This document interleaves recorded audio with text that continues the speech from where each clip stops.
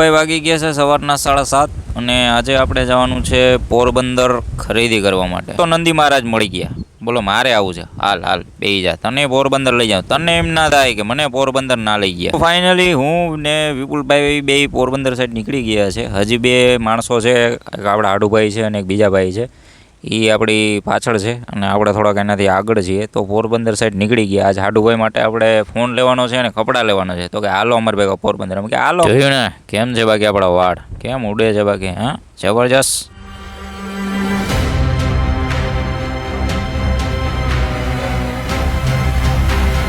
તો ભાઈ કોઈને ખબર હોય તો કમેન્ટ કરજો કે આ જગ્યા કઈ છે. જે આ બાજુના છે ભાણવર સાઈડના એ લોકોને ખબર હોય છે. તો થોડુંક આપણે પેટ્રોલ નખાવાનું હતું, મોટાને કીધું કે ચાલ પેટ્રોલ નખાવી લઈએ. પછી નીકળી ગયા. જોવું તો ખરી યાર કેટલો જોરદાર નજારો છે વરસાદી વાતાવરણમાં. ખરેખર બહાર એક વખત બાઇક કે કાર લઈને જવું જ જોઈએ.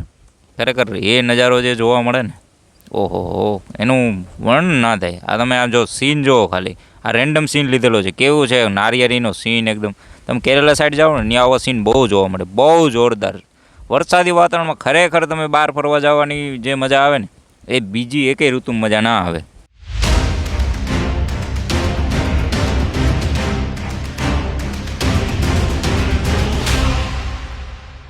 છે ભાઈ, કોઈને ખબર હોય તો કમેન્ટ કરજો. ફાઇનલી આપણે ફોન લેવા પહોંચી ગયા છે ટફનવાલામાં, પણ ત્યાં આપણે જોઈએ ફોન ના મળ્યો. એટલા માટે આપણે પોરબંદરની બજારમાં બીજી જગ્યાએ ફોન જોવા માટે નીકળી ગયા. કેમ લાગે છે બાકી પોરબંદર?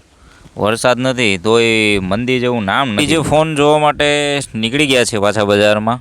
લાગે છે આજે હાટુભાઈ હલવી હલવીને થકવી દેવાનું છે. બધી જગ્યાએ તપાસ કરે, જ્યાં ફોનની દુકાન જોવા મળે ને ત્યાં હાટુભાઈ ઘૂસી જ જાય સીધા. જોયા વગરના દે ધના ધન. બહુ હલવા પણ આ છે ખરેખર. પછી આપણે આવી ગયા કપડાની દુકાને. હાડુભાઈને ભેગા કપડાં લેવાના હતા. તો એમ કે હાલો કપડાં જોઈ લે.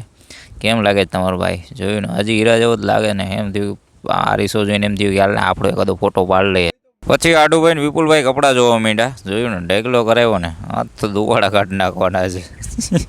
આવો ઢગલો એટલો કરાવી દીધો ને, ઓ દુકાનવાળા 3 જણા જોઈતા છે તોય હાડુભાઈ ના આવું. છેલ્લે ફાઇનલી હાડુભાઈ એક આ શર્ટ પસંદ કર્યો છે, આ ને એક આ શર્ટ. આ બે આપણી પસંદ છે ભાઈ. કમેન્ટ કરજો કે કેવા છે શર્ટ. તમારા ફેવરિટ શર્ટ તમે ચેક્સવાળા પહેરો કે પ્લેનવાળા? આપણે તો બે ગમે, ચેક્સ ને પ્લેન, એટલે આપણે એ પસંદ કર્યા. ખરીદી કરીને પછી હું, હાડુભાઈ, વિપુલભાઈ અને એક બીજા ભાઈ હતા, એ ચારેય અમે પાછા નીકળી ગયા ફોન જોવા માટે. કેમ કે કપડાં તો લેવાઈ ગયા હતા પણ તો વાગી ગયા હતા 12. તો એમ થયું કે ભાઈ હવે આમે 12 12:30 થઈ ગયા છે તો એક વખત જમીને પછી જ જાય. ભૂખ્યા પેટે થોડા ભજન થાય ભાઈ. તો જમવા પહોંચી ગયા. જમવાનું મેનુ એમ તો સારું હતું અને ટેસ્ટમાંય સારું હતું. જોઈએ ને હાડુભાઈ ને બધાય જામી પીડ્યા છે એથી તારી ભરી ભરીને. વિપુલભાઈ મસાલો લીધો. પછી જમી વમીને એમ થયું કે ભાઈ હવે થોડોક આરામ કરી લઈએ. આમે ઘરે જઈને તો કંઈ કામ છે નહીં. અહીંયા થોડાક મોડેરા ફોન જોવા જાઉં. તો આપણે સુદામપુરીમાં આવી ગયા હતા. તમને મંદિરનો નજારો બતાવું. દૂરથી તો બહુ સારું લાગે. એમાં આજ વરસાદી વાતાવરણ હતું ને, બહુ મસ્ત હતું મંદિર લાગતું હતું. આમ તો મંદિર સારું છે પણ થોડુંક સફાઈની પ્રોબ્લેમ છે. પછી આ છે લખ 84 પરિક્રમા. આના વિશે કોઈને કંઈ ખ્યાલ હોય તો કહેજો ભાઈ. આમાં ઘણા માણસો આવીને આ કોર્નરથી છે આ કોર્નર સુધી હાલીને એમાંથી નીકળે છે. તો આનો કંઈ મતલબ હોય કે શું મતલબ થાય છે ટૂંકમાં મને તો ખબર નથી, એટલે જ તમને પૂછું છું.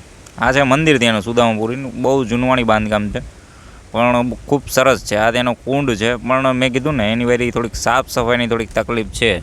બહુ ધ્યાન નથી આપતા કોઈ. બાકી બધું આમ મંદિરની જૂનવાણી બહુ સારી રીતના છે. પછી નીકળી ગયા પાછા આપણે મોબાઈલ જોવા માટે. કેમ કે મોબાઈલ તો હજી જે મેઇન હતું એ જ તો હજી બાકી છે. વિપુલભાઈ કાઢી લીધી ગાડી અને આપણે બેસી ગયા ની પાછળ. કેમ કે આપણે ગાડી એમ આંખવાનો બહુ કંટાળો આવે. તો હરી ફરીને ભાઈ હતા નેન્યા પાછા આવી ગયા. અહીંયા એટલી જ ગલીઓમાં સવારના જ આટા મારીએ. તો એની હારવાર આપણે ટાયર લેવાનો હતો. તો વચમાં એક દુકાન જોવાઈ ગઈ. તો એમ થયું કે હાલો અહીં જોતા જઈએ આપણે દુકાન. ટાયરનું મેળવ, ટાયર ભેગા ભેગ સેટિંગ કરી લઈએ પછી ફોન લેવા જાઉં. આટલા ટાયર છે ને તો આપણે જે ટાયર જોઈએ આમાં હતું નહીં. ભાઈ અત્યારે વાગ્યા છે 3:30. આપણે ઘરેથી નીકળ્યા હતા 7:30 વાગે. ફાઇનલી આટલું બધું ફરીને હાડુભાઈ મોબાઈલ પસંદ કરી લીધો. ટૂંકમાં જે જોતું હતું ને એ હાડુભાઈને મળી ગયું. એટલે તો ફાઇનલી ભાઈ આપણે હાડુભાઈના કપડાં અને મોબાઈલની શોપિંગ કરી લીધી. પછી આપણે નાસ્તો કરી અને ફાઇનલી આપણે ઘર સાઈડ પાછા નીકળી ગયા છે. કેમ કે ઝીણો ઝીણો વરસાદ ચાલુ થઈ ગયો એટલે એમ હતું કે જો વધુ આવી જાય ને તો ઘરે જવામાં તકલીફ પડશે. પાછળ જોઉં તો રોડ ઝીણો ઝીણો પલટી ગયો છે, પણ જેમ આગળ આવ્યા ને એમ વરસાદ બહુ ઓછો હતો, મતલબ હતો જ નહીં. તો ભાઈ આજનો બ્લોગ અહીંયા જ પૂરો થાય છે. બ્લોગ કેવો લાગ્યો એક વખત કમેન્ટ કરજો જરૂર, અને આપણા પેજ ઉપર નવા હોય તો સબસ્ક્રાઈબ કરીને જાજો.